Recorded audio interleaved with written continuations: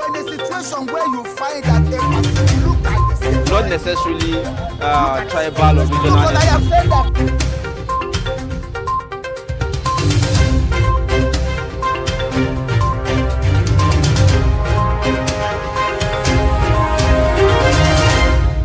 Let's take a look at the dailies on Daybreak this morning, and we'll begin with the Daily Trust newspaper. Quite interesting stories. The lead story talks about the electoral bill. Now, fresh dust over electoral bill as National Assembly resumes today. The story has the writers. PDP governors ask lawmakers to override Buhari, remove direct primaries, other contentious clauses. That's according to civil society organizations. We will consider all options, parliamentarians. And then you'd see also the story about inflation. Inflation rises to 15.63% after 8-month decline. So back to the woods, isn't it? Banditry. Police confirm 2 soldiers, 1 cop, 13 others killed in Kebbi. Then you'd see sit-at-home order. Gunmen attack traders in Enugu. At the bottom, below the pictorial, you'd see pay us 24 million naira or we attack you. Terrorists raid 9 Zamfara communities. Matawale meets Buhari, says banditry won't end soon. Also, the pictorial shows you members of the New York Police Department assist a woman as people gather for funeral prayers for the victims of the Twin Parks Northwest multi-level apartment building fire at the Islamic Cultural Center in Bronx borough of New York City. The other stories below the nameplate there. Cholera killed 3,604 in 33 states, FCT in 2021. That's NCDC. FG raises charges against Kanu from 7 to 15. Well, that's coming against the request of leaders of thoughts in the Southeast, requesting and appealing for the release of Nnamdi Kanu and seeking political solution. Then the next story, Shettima to Buhari, it's payback time for Tinubu. You'd find that on page 12. Well, I smell something here. Shettima has been very visible around the presidential hopeful, Asiwaju Bola Ahmed Tinubu. Are you thinking what I'm thinking? Yeah, I am as well. But you know, these politicians. There's a lot of fishy movements, around them, and you never know because things might just pop up. Well, let's not jump the cat and wait. All right. Well, these are the stories that made headlines on Daily Trust newspaper this morning. Okay, let's take a look at all the stories on The Guardian newspaper this morning. The Guardian newspaper is also leading with a story about the Electoral Act, and it states here, override Buhari's veto or delete direct primary. PDP governors tell National Assembly. And the writers there state, lament state of insecurity, poor strategies to tackle a menace. CSOs urge NAS to retransmit bill before Friday. Ask Buhari to assent within 1 week. We will aggregate opinions from consultations with constituents, says Senate leader. And other stories there you'd find on page 2, NSSF leads campaign against vaccine hesitancy with 1.6 million jabs in 3 months. You'd also find on page 3 on the Guardian newspaper, PGF DG resigns over APC convention. Governors reaffirm February date.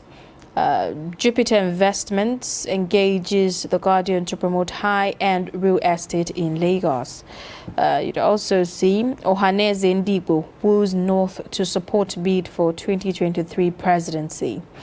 And on page 33, on the law page section, Ubani sues federal government, others over forced vaccination of civil servants.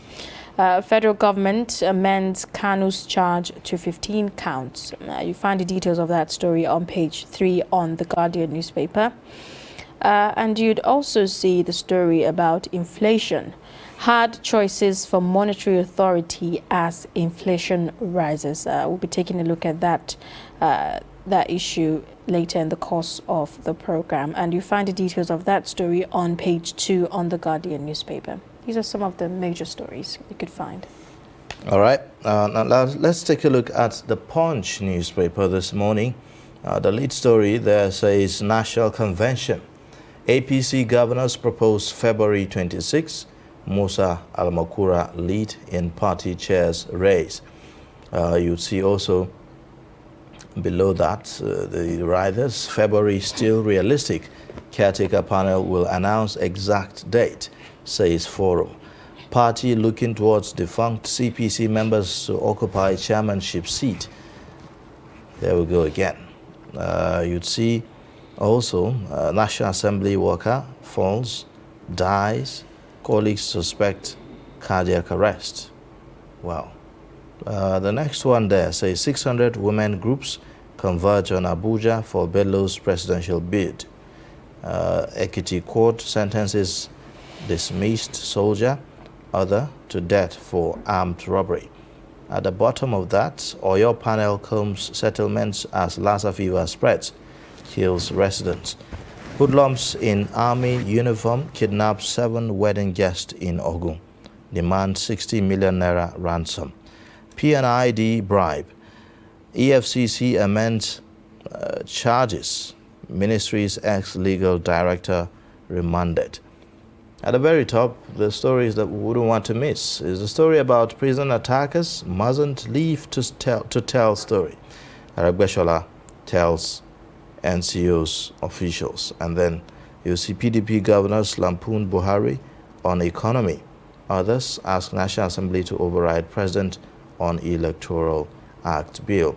National Assembly may override Buhari's assent, says Senate chairman. Well, we'll see how that goes. Really, we're looking forward to the discussions today.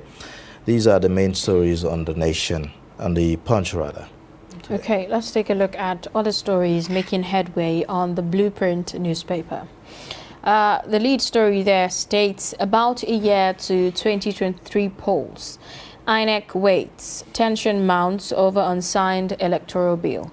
And the riders there, further delay could undermine public confidence in reform. That's according to civil society organizations. Tell NAS to prioritize bill at plenary today. Wanted enacted to avert legal uncertainties. Raji San says no fear. Vetoing Mr. President not the best. Will review in line with constituents' opinions. This is according to the Senate. We're still hopeful, but may settle for extant laws if not signed. This is according to INEC. You'd also see delete controversial clause. PDP governors tells NAS. Well, we're going to see how all of these debates pans out subsequently. And other stories, COVID-19, FCTA begins no vaccination, no entry enforcement. Jailbreaks, shoot to kill, not to injure. Aragbeshola tells NCO's operatives. You'd also see other stories on the Blueprint newspaper that states domestic stock opens week negative, sheds 30 billion naira. Ex-soldier, one other to die by hanging for robbery in Ekiti. You'd also see self-scrutiny. Editors take down hall meeting to Kano. For some business, First Bank rewards customers in Transact Win promo. NNPC batters 1.64 trillion naira oil for refined products in 8 months. Budget uncovers 460 duplicated projects worth 378.9 billion naira in 2022 budget. You'd also see on page 7, PGF boss resigns over APC National Convention crisis. And you also find the story about Tinubu not for Olympics, Shatima slams critics. These are some of the major stories on the Blueprint newspaper. Well.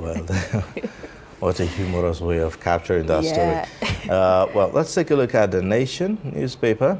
That will be the last paper we'll be looking at.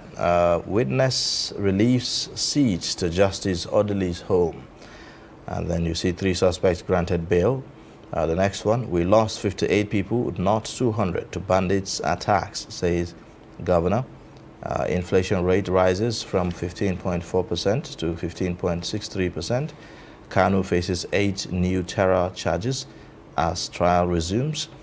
You'd also see the story below the pictorial there, 2023, why Tinubu deserves APC presidential ticket by Shetima and others. The lead story talks about APC committee to release convention guidelines today. Buni briefs president on date, party to decide mode of primary. Override Buhari's veto on electoral bill, PDP governors urge lawmakers. So this is what the stories on the front pages look like today. We have in the studio Sunday Michael, Deputy Business Editor, Daily Trust newspaper, in the studio. Good morning and Thank welcome. you. Good morning. Welcome to the program. Good morning. Well, just when we thought that we've been able, the issue about electoral bill have been put to rest, we just wait for the lawmakers to take an action on it. It resurfaces again. There seems to be so much ado about this story. It's virtually everywhere on our newspapers today. Yes, deservedly so. It's the election, it's the year before the elections, and however that this election is going to pan out begins with this electoral bill, especially some of the amendments that are sought. Remember, it's not just about the direct primaries alone. There's also the issue of the transmission of electronics voting, which is vital, you know, to in a way curb the incidences of ballot snatching and all of that, you know. So there are quite a number of things, a number of changes that are critical to how this election will pan out, as we have heard from several testimonies of the Independent National Electoral Commission. So everybody is interested in what becomes of that electoral bill. We have invested so much money, you know, trying to tinker with it, and it is also impeding on the level of preparations of the elections umpire, because you need to know what changes have been approved and what areas what you need to procure to probably make these things happen. So it's understandable, especially given that the presidential withdrawal of our rejection of accent happened very late in December before they proceeded on holiday. So all we have seen is people, interested parties, including Nigeria, setting agenda ahead of the eventual resumption of the National Assembly today. Well, there seems to be so much interest, you know, in the issue of direct primaries. Why so? As we may have said here a number of times, some stakeholders see it as one of the ways that you can unlock popular participation. It has appeared as though a few persons have always run the shots for a lot of people under the guise of what we used to have. And so what direct primaries simply tends to achieve is to ensure that those who fly the party tickets are elected by everyone who has a vote, who is a registered member of the party. That way you become a popular choice and not by any electoral college where people pretend to represent people only to go and advance their own individual aspirations. So to that extent, that is why it has garnered a lot of interest. And the other way to look at it is that people had felt, if you know that you are likely to, you would need everyone else's vote, you know, to become a party candidate, then it means you probably we will begin to see our electorate coming very close to people. You know, as we have seen in other advanced democracies. You take your constituency offices very seriously. You would want to be engaging frequently and regularly, and, you know, to the extent that these things will count when the time comes for people to make choices, and not just find a way to settle a few people in the electoral college and have them endorse you and pretend to be representing the people.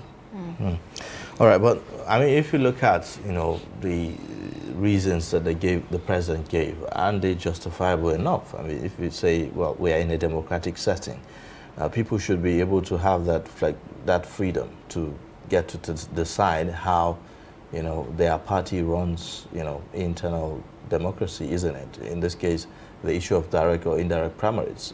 People should have that opportunity to do so. So, would you say that maybe we are dwelling so much on the issue of either direct or indirect primaries, and that perhaps it's not even the crux of the matter? Mm-hmm.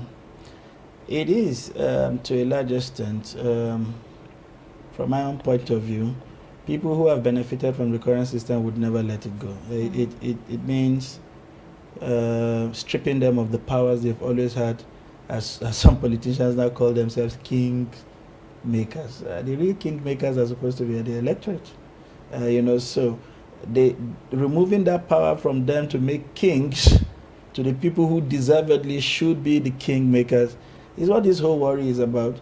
The president has advanced a number of reasons. He said providing securities for these primaries will be a Herculean tax. And then he started wondering, how then are you going to secure the actual elections, which will even be more complicated than this one, because they are just party affairs. I doubt in every state that you have party members that are bigger than the actual number of people who come out for elections. So I don't see how that should be a problem. And if we were willing to really make this work, there are several digital ways or forms that we can have these things without necessarily have people choked up a venue and all of that. So you cannot completely sweep under the carpet the concerns of the president, but whether, for me as a person, they are germane enough to throw that, because you cannot be talking about freedom in one fell swoop and then denying that freedom in another. You have always had the indirect primaries. Right. You've always had it. And we felt that it has with not the served. existing structure, Yes, isn't it? I thought that with what we have now is a multi kind of approach to it, in that parties are allowed to conduct either primaries, direct primaries, or not. Conduct direct primaries or have their candidates by consensus. The parties have always chosen the consensus candidate. And somehow you and I feel that it has never truly reflected some of the... I mean, you see a lot of candidates going in for a primaries. Deep down inside, or some of us know the pedigree of these candidates, but they just never make it past the party, because there are interests within the party that do not align with what you and I think. And it has always foreclosed the chances of people, and that is why some people call politics a dirty game. It really doesn't give any... The whole idea of collegial systems or a consensus candidate is not fair, because who decides the consensus? What basis? We don't even know what the criteria are. They just come out and they say it was the unanimous, as they say in the National Assembly, if you support this, say hey. Everybody hides under the cover. But when you now ask them to defend their choices individually, why do you have to second this motion? Why do you have to advance this motion? They start struggling to explain. But when they have to shout a hey, you just hear the hey. So that's what happens at the consensus level. The consensus doesn't hold anybody accountable. It's just a unanimous decision, and people just hide under it and push out a candidate. Whether or not we like it, it becomes a party's choice and becomes the only person available at the election. So you are left to choose between two evils. Okay. Yeah. Now, I'm really very curious. Wouldn't further delay in signing this bill undermine the whole reform process in the first place? Absolutely. It then shows you why the concerns are mounting about why the National Assembly, upon resumption, should treat this with dispatch. And that is why for some persons they feel going the route of vetoing the president may just throw up a lot of clog in the wood. We cannot have wholesome changes at the same time. The electoral reforms will always come up for amendments as we approach subsequent elections. That what could be best is there are areas of contention. We have come to know what these areas of contention are. Just expunge them, maybe in a committee of whole, instead of going back to the various committees of the assembly. In a committee of whole, adopt what you have expunged, and send back to the president without so much work. It's basically just expunging what you don't want and send back the document in whole, since he has identified that those were his concerns. And remember, during the presidential, presidential briefing, what would I call it? The presidential address, through a number of medium a fortnight ago, he did mention that if those contentious areas are expunged, that he is willing to send the electoral so that we can make progress with some things and then keep the others in abeyance. Maybe when we are done with 2023, before we go into those state staggered elections, we can then have those and begin to experiment with state elections and see how that works for the federal elections. Now, do you think that these other sections of the bill, or other amendments in the bill, for instance, the electronic transmission of result, do you see that as something that could augment, for the direct primaries that that didn't pull through, perhaps by making the election more credible and all that? Yeah, so you see, the various amendments sought are supposed to impact various aspects of the elections. So the use of beavers, the transmission of results electronically are supposed to check other aspects of the electoral process that we have found fault with. Imagine somebody in the interiors where you have to go through the mountains and cross waters, do that to come and file a result. Anything can happen. With the electoral, the transmission of result electronically, right there before party representatives and witnesses to the election, these things are entered and captured and sent to the central server, which then updates the result automatically, right? While we await whatever papers we assign to come. So if you hijack the papers, we already have a synchronized result, within our system. So it kind of discourages people from wanting to tamper with those sensitive materials, knowing fully well that whatever you do on the road probably doesn't change the outcome of the result. So it brings some level of sanity and integrity to the process, but that is just at the point of result collation. The whole question of direct or indirect primaries impacts how the candidates themselves are chosen. People think that whatever had been the practice in the last 20 years of this journey had robbed some party members of participation, equity, in choosing who becomes the flag bearer of an electoral. All right, now a lot of discussion also ongoing about the APC convention. There have been, back and forth here and there between governors and other members of the party and all that. Do you see that in looking at the timing, there's some kind of correlation between the passage of this electoral bill and that convention, maybe in terms of decision making or in certain areas? Well, I like to think that's a contributing factor, but there are more germane reasons why they don't want to hold it. For political watchers, it's all geared towards 2023. Everybody is trying to play smart. The major political parties, they have not paid me to advance them in this light. I just basically second guessing each other. Everybody thinks there are political calculations that are up in the air, and everyone is waiting for the other person to make the first step. So it becomes you sort of read your opponent's movement, and then you check or you counter, as the case may be. So the choice of the political candidate of one party would almost determine where the candidate of the next party will come from, as a way of matching up whatever they have done or getting political advantage over them. So what we have seen is a deliberate attempt to come up with all kinds of excuses to delay until the very last minute, where probably your opposition party would have made its own decision, so that you are sure that there are loopholes that you do not cover that will become a negative against you in the election. So it's a question of where are we going to pick our candidates from? Where are the other people picking their candidate from? Who is a match for this candidate? What other political calculations do they have? How can we counter it?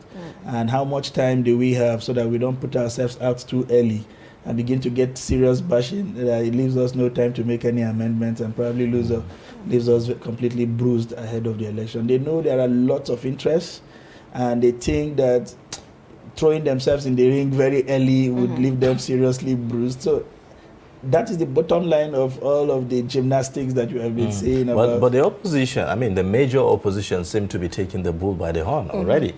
They've conducted their own convention. They've decided their party leaders.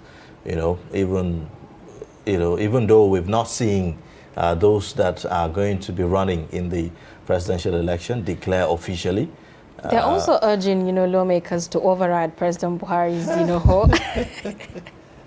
The truth is, even within the party, there are dissenting voices. For instance, the governor of Benue, as voracious and outspoken as he is about the activities of the president, does not support the direct primary. He doesn't support it.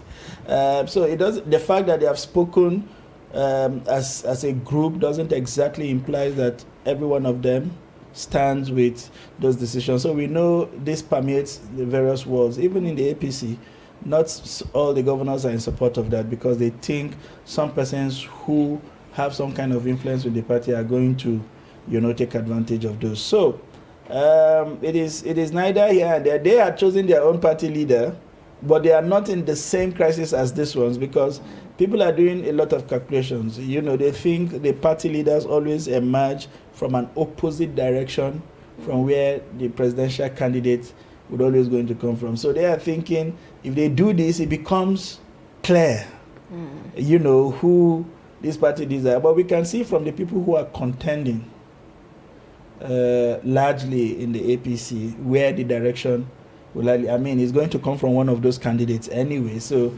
if you begin to judge from that, then you can begin to say, okay, the thinking really is that the presidential candidate will come from the other side of the country. Now, beyond where those calculations, there are several other underlying factors that they need to get right. And these are some of the things that is causing the delay. Every other thing they tell us is just it's politics. Fine. Well, we really hope this turns out more positive note. True. Now there are other stories that are quite very interesting and captivating as well. The issue of jailbreaks. This just states here: shoots to kill, not to injure. Arik Beshala tells NCO's operatives. Are you on that? Studies where they even shooting before because the jailbreaks have happened with tremendous ease.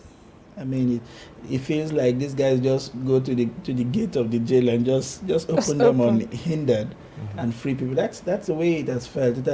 We have not. From what we see from the movies, well, that may just be a movie. It has never imagined a daybreak that will happen and within an hour they have gained access into freed people. And no. It has to be fierce. There has to be so much resistance and firepower from the guys who protect the jail. So much so that, you could travel from Abuja to go and provide cover for a place like Lokoja, for instance, if there were sufficient resistance. What are the use of all these helicopters we have everywhere anyway? What are the use of all of these electronic gadgets? We don't see, when we really need these things to come through, we don't see them. It's like we see fire service vehicles everywhere being serviced every time, but when the real fires come, they don't move. So we have not seen sufficient resistance to now begin to be excited about a shoot to kill or shoot to injure. Where are the ones they have shot and injured before you now start talking about? Every time this attack happens, they are always caught unawares. So the question for me would really be rethinking our prison system altogether. The locationing, the reinforcement, the emergency response system, and the backup plans. These are all vitals. And then begin to even think of mounting surveillance cameras several distance away that even gives you a clue that something is going to happen. We don't wait until they have sacked how many prisons in Nigeria before you start saying shoot to kill. Talking about clue, and the lack of resistance that we've seen. We have terrorists now writing to communities, asking them to pay, millions of naira, 24 million naira. Otherwise, they risk being attacked. So much guts. What does that say about, our proactiveness and, the audacity of criminals to even, carry on attacks? The audacity, for me, is a word. But our information minister said the fact that they are demanding taxes doesn't mean they control the places. But the audacity, it's crazy. This is akin to parallel government, if not a complete takeover. And I don't need to shock you, the people will pay. Remember the same Zamfara community or another Zamfara community telling us only a couple of days ago that they've paid over 100 million in ransom.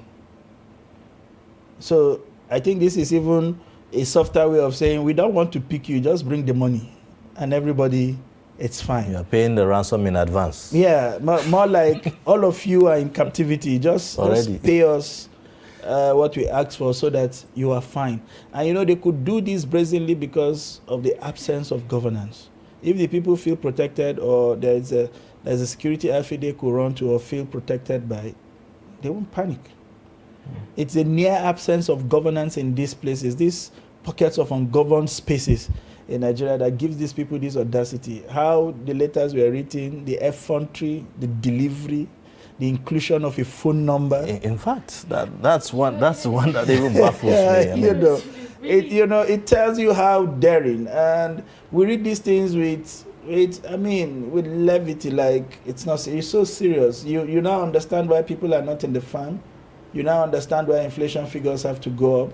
You now understand why we are talking about maize, why the prices have to be what they are, because volumes are dropping. Everything is a function of demand and supply. The less the volume in the market, the few that are there would naturally skyrocket. It's bottom line. You know, with this, some would say it looks like these people in this community are finding ways to protect themselves, you know, by just paying the ransom and being safe rather than just, you know.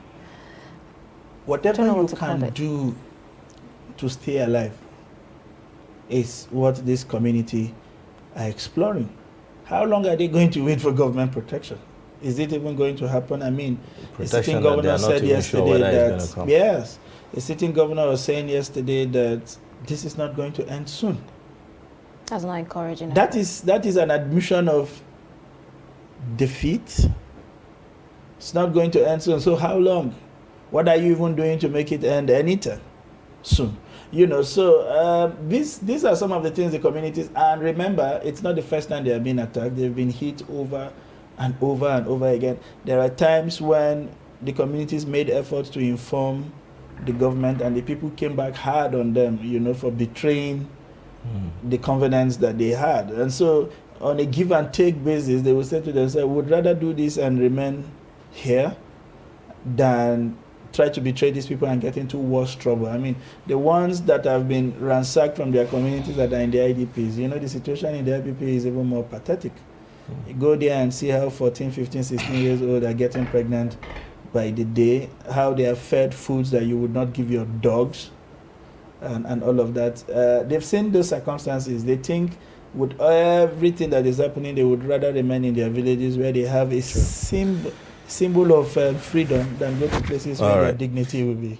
Okay, so briefly, I would like for you to talk about, you know, the inflation, but before that, I want you to, you know, comment on this budget. You know, budget uncovers 460 duplicated projects worth 378 billion naira. I mean, in 2022 budget. This is coming a few months after ICPC also have said that they've uncovered this sort of duplication worth about 20 billion naira, you know, and now in 2022 we have, you know, this, you know, in our records. Because you said briefly, would just move straight to what I think.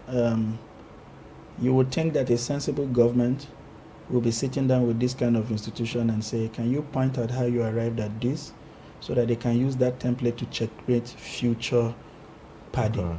But what you will see instead from the government is some of its functionaries coming out to lambast people who have taken the effort to provide you with information that should put you up on the scale of transparency. This simply aligns with the findings of the ICPC. It then, like we said here then, that if a more thorough investigation is done, you will see that what the ICPC did was just a tip of the iceberg.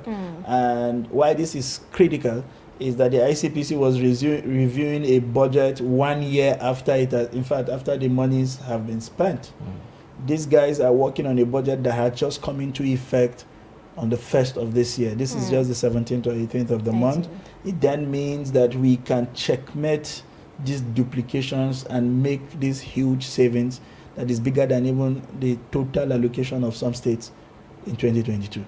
There are several states that have not budgeted up to 200 billion naira in a whole year. I mean, going into just merely duplication of budget, you know. So that for me is the way to go. And then we begin ask questions about how these duplications came in and people whose heads must roll for this daybreak, you know, open robbery of the Nigerian people, if you like. We really do hope, you know, that the government looks into the issue of whole budget padding, because there's been so much, conversations about this. Well, we're going to be commenting on the issue of inflation in Nigeria, but that will be quickly right after this break. But in a situation where you find that a look like the same, Not necessarily tribal or regional. but I have said that